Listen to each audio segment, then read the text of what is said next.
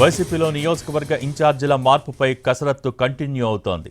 కొత్త సంవత్సరం సందర్భంగా 2 రోజుల పాటు తాత్కాలికంగా బ్రేక్ ఇచ్చిన వైసీపీ హైకమాండ్ నేటి నుంచి మరోసారి ఆ ప్రక్రియపై ఫోకస్ పెట్టనుంది. రీజనల్ కోఆర్డినేటర్లు నేడు పార్టీ అధినేత జగన్ను కలిసే అవకాశం ఉంది. మరికొందరు ఎమ్మెల్యేలు కూడా తాడేపల్లికి క్యూ కట్టనున్నారు. తమ సీట్లపై క్లారిటీ తీసుకోనున్నారు. రెండో జాబితాపై ఇప్పటికే క్లారిటీ వచ్చినట్టు చెబుతున్నారు. ఉభయ గోదావరి జిల్లాల నేతల జాతకాలు అందులో ఉన్నాయంటున్నారు. ఈ రోజే ఆ జాబితా విడుదలవుతుందని అంటున్నారు. ఒకవేళ నేడు రాకపోతే గురు శుక్రవారాల్లో లిస్ట్ రిలీజ్ అవుతుందని వైసీపీ వర్గాలు అంచనా వేస్తున్నాయి.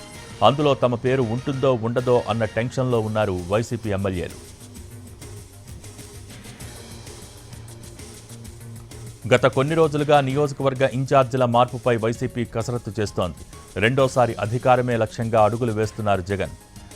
గెలవరని ఏమాత్రం అనుమానం ఉన్నా నో టికెట్ అంటున్నారు. ఇప్పటికే 11 మందితో తొలి జాబితా విడుదల చేసింది. ఆ తర్వాత వరుసగా ఎమ్మెల్యేలు తాడేపల్లికి క్యూ కట్టారు. 100 మందికి పైగా ఎమ్మెల్యేలు పార్టీ పెద్దలను కలిశారు. వీరిలో కొందరు వ్యక్తిగత పనులపై కలవగా మెజారిటీ మాత్రం తమ సీట్లపై క్లారిటీ కోసం తాడేపల్లి వచ్చారు. పనితీరు సరిగ్గా లేకపోవడంతో కొందరికి, సామాజిక సమీకరణాలతో మరికొందరికి సీటు నిరాకరిస్తోంది వైసీపీ.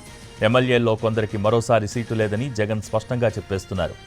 ఏ కారణంతో సీటు ఇవ్వలేకపోతున్నామో చెప్పడంతో పాటు ఎవరికి అవకాశం ఇచ్చినా కలిసి పనిచేయాలని సూచిస్తున్నారు.